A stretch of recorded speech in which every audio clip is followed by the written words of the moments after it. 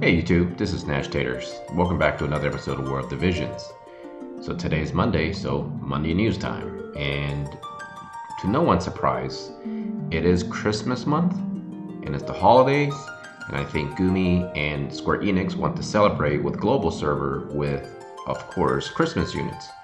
Now, before I get into the details of all this, I think it's fair to draw the conclusion that Global Server is definitely swerving away from the JP timeline and the actual JP playing style, scheduling, units design, and things like that. And I know a lot of folks have been talking about how perhaps the companies actually want to merge the two units in terms of timeline, therefore making it much easier to release content.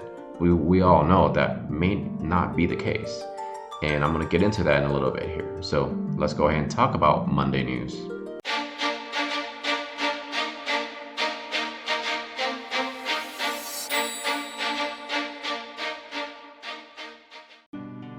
So first thing is make sure you, on Tuesday, get all of your farming and everything done because there will be maintenance. And before I get into the Ramada and the Macherie winter units, let me just talk about some of the other things that's happening. We're going to be getting a chapter update, of course, and it's going to be scene 3, so it's great news for me because I already need that 1,000 free gems. And yeah, definitely need that. So book quest is going to be swords and great swords and axes. And of course, they're doing some reruns, right? I mean, we're at the point where reruns seems to be inevitable. The Admirable Prince rerun, the Etri Training Quest rerun. So essentially what that really means is for those folks who've been farming things, it's time to be farming more items. In this case, Golden Axe and the Golden Blade, which I need because I acquired Super Sexy Stern, so I really need to get him up and going as soon as possible here because I really like him in terms of damage.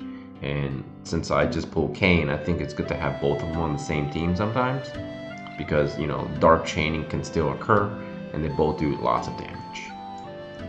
We'll be able to farm the Drake's Horn Spear and the Cat Claws. Now, Cat Claws, most people say is pretty much garbage, but you still want to farm it for a lot of the recipe items, materials. So that's a good thing to try to gather a lot of those materials. And the Drake's Horn Spear isn't as good as the Wind Spear, supposedly. And so far, we don't have too many dragons we have to deal with. But there will be 2-headed dragon raids. I think we already did that, I think. And of course, there's Bahamut raid probably in the future. So I think it's worthy of farming lots of lances, especially the fact that we're gonna have access to a lot of dragoons and lancers, right? We're already starting, right? Kane is kind of like epitomizing the idea, right? So is that a word, epitomizing? 2 weekly campaign, 2,500 gems, which again, I desperately need. We are gonna get the Winter Festivities Challenge, essentially the bingo board. We're going to be getting a brand new free card, Holy Knights Visitor, Winter Moogle. Super cool looking card. I don't know if it's that great, but since it's free, there's no reason not to kind of build it up. So if you go ahead and work on this, you will be able to finish awakening this card, and then of course, it's going to give you lots of items in order to actually fully awaken that card. So very cool stuff. And before I keep going with the Christmas units, I did not talk about this, but Frontline Episode 7 is coming. We are going to be getting the one press button crafting feature that everyone's been literally craving and wanting for a long time. It's going to be here, so basically as long as you have all the materials and everything, you can craft very quickly. And I think a lot of people have been ignoring crafting, and now we're going to be seeing a lot more decked teams in Arena perhaps, and in PvP, because there's going to be a lot more people perhaps wanting to craft everything. And of course, we're going to be introduced with the vision abilities. That means the Exorcist card is going to get its bonuses. So good for you guys who got that card. I didn't, so unfortunately for me. But it is what it is. I think there's going to be some really improvements that I really want to talk about is the fact that resonance for equipped espers will increase when clearing quests by using skip tickets. That is amazing because that is by far one of the more tedious things to grind in this game. I think the Trials of Reckoning really got a lot of my units to have their espers actually fully maxed in terms of resonance. So very cool stuff indeed, very cool. And I'm actually enjoying the fact that they're bringing us that feature, which I guess maybe some people can say we should have got a long time ago, but I'm just really glad that we're finally getting it. Alright, so let's go ahead and talk about the two units. So the speculation was we're going to be getting the same banner as the JP, and I knew that wasn't going to happen because there's no way they were going to implement Job EX25 on global this soon. And so we're essentially going to be getting UR Ramada and UR Macherie that was done on JP a while ago. So this could tell us a couple of things, right? One, we're not going to get Christmas Vinera anytime soon. But there's a possibility that Vinera might follow before next year's Christmas. The reason being is because if we are going to stick with the sort of a timeline that's going on in JP, they recently just announced the 1-year anniversary Job EX25, and of course, Christmas Vinera follows shortly with the ability to go up to level 120. So right now, if you're summoning for Ramada, if you're summoning for Macherie, just be warned that you can only take them to level 99, obviously. And there's a possibility, this is my guess, that we're going to get a rerun of the Christmas units long before next year's Christmas. Because to me, that makes absolutely zero sense to see Christmas Vinera 1 year after it's released on JP. But that is just my guess. That is just kind of my approach to this situation. So take that with a grain of salt, right? So there's going to be 2 units and 1 UR Vision card. And I will talk briefly on this situation. I don't think these units warrant whether you should save or should you summon, because obviously many of us are in the position of really unable to save, because I think almost everyone decided that Kane would be their last hoorah, right? Before the fact that EX Job 25 is going to hit soon. So most of us, if not all of us, perhaps have that mentality that Kane's banner will be the last one that a lot of us are going to go all out on. And after that, we're all going to do the little anticipating and waiting game until we get the Job EX25. And of course, Krakens, none of this stuff ever applies because they have endless amount of money in their back pocket. So UR Ramada is going to be a winter Christmas decoration unit. She is going to be water, and here is the thing that I want people to understand. You ideally, only realistically speaking, only need the 1 copy, because again, going back to my predictions, it's quite possible that they may bring back a rerun of these banners a lot sooner than next Christmas, because they want these units to be able to go to Job 120, perhaps still sticking with the sort of a timeline they're going with on JP. Now this is the big thing, right? Christmas Ramada, a lot of folks on JP don't really think she's worthy of building, and now global version is getting an upgrade. All water units max 10%, water attack plus 15, and then she herself gets critical rate plus 10, attack plus 20. Now this is something people might consider now because she's getting a buff, right? Essentially this is a buff, and as you can see, she has Ninja, Monk, and Soldier, which means she is going to be just a really hard-hitting unit. And she's water, so at least they stuck with her in terms of water. I feel like you could totally get this unit just for this buff in terms of buffing your team and then having her as a buff. And being a physical attacker, there aren't too many water physical attackers, right? We have what? Glaciala, and that's pretty much it, right? Yeah, and a lot of people are actually wanting to build the MR version of Ramada because of the fact that we're very lacking in terms of physical damager. So that is something highly to consider now, right? This is definitely highly considered. And even if you're just gonna get her, you know, just try to get the first copy and just get her shards as many as you can. Just bear in mind, we still have the ability to get her shards through the barracks. So, you know, the first copy is always going to be the key thing, and essentially you can use the bingo board to get as many of her shards as possible for free, and most likely you're going to be able to farm a good amount of shards from the Chocobo expedition as well. So either way, if you don't plan to finish her and you want to wait till she's able to be upgraded to level 120, my suggestion is, if you're thinking about her, at least perhaps set yourself a little small cap or ceiling or budget, whatever it is you want to call it, and at least try to get the first copy of her. Now, the Winter Macherie is actually the one unit that everybody really enjoys on JP. She's fire unit, she's a Dragoon, Viking, and Ranger, another essentially attacking unit.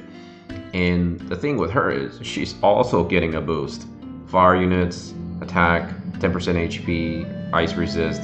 She, wait. Own ice resist. So she herself gets 10% agility, which is insane. Defensive piercing rate plus 10. That's insane.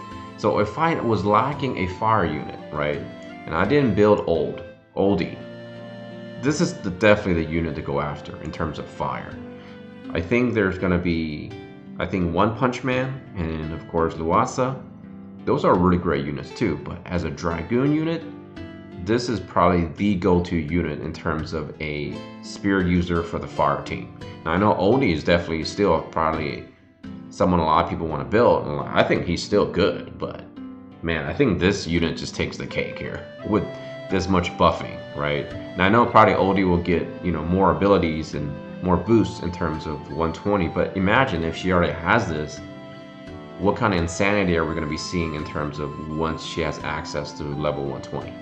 I think this global upgrade is pretty sweet, and definitely kind of puts her on the map, if you will, if she hasn't already been on your radar.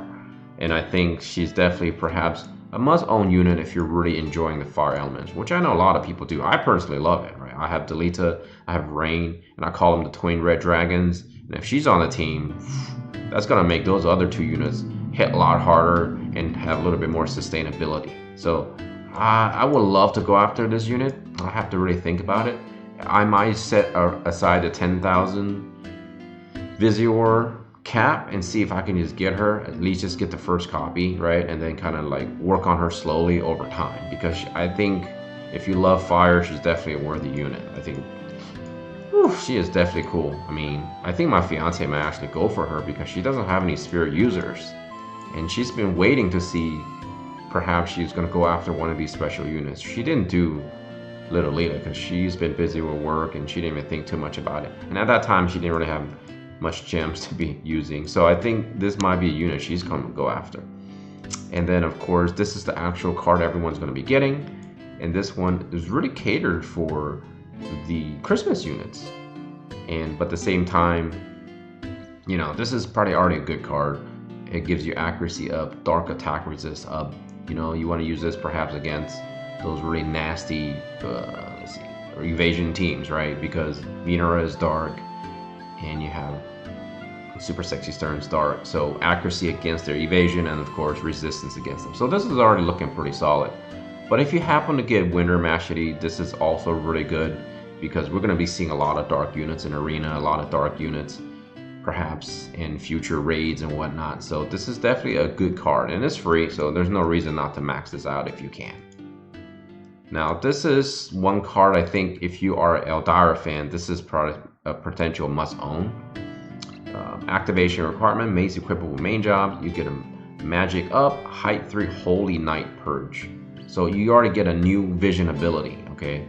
And area attack resistance up, that's really good because a lot of units in this game are AoEers.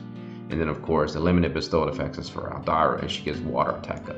In my honest opinion, if you have Eldyra, there's no reason not to go after this card. This card will just mostly put her over the top because she's already a really good unit. And this right here, you get magic up and water attack up and resistance from AoEs. That's pretty good. Now let's take a look at the vision ability. Deals damage to targets within range based on caster's magic. Lowers attack magic for 3 turns, increase potency against targets whose height is multiple 3 and chance of inflicting immobilize.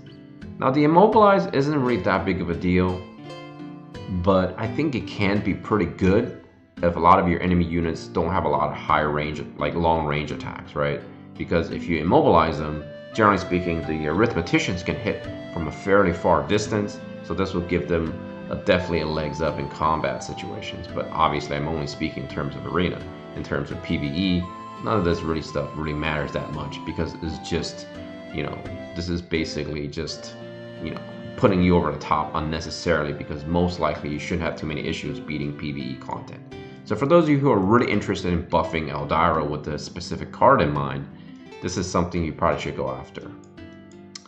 And I think that's pretty much it. I mean, because this is like pretty cool stuff. Like, I honestly feel like I wasn't really expecting much from the companies to give us anything crazy for Christmas. But giving this it kind of makes sense. And I think the fact that they gave us a bonus boost in terms of the buffs is pretty nice. It's definitely pretty nice. And again, if you so happen to get any one of these units, you can definitely switch to farming those units if you're already done with the Final Fantasy IV. So that's something to keep in mind. We still have one more week of Final Fantasy IV farming, but I think majority of us should be done with farming those shards. So if you're looking forward to moving on, this is a great time to switch to one of these and try to get a lot of these shards as much as possible. And so I think that's all the time for this video. I want to thank y'all for watching. I want to thank y'all for the continuous support. Remember, time is your most valuable resource. Spend it wisely and spend your money wisely. Until next time, take care of yourself and all your loved ones. Nashtaters and his family out of here. Peace. Happy holidays.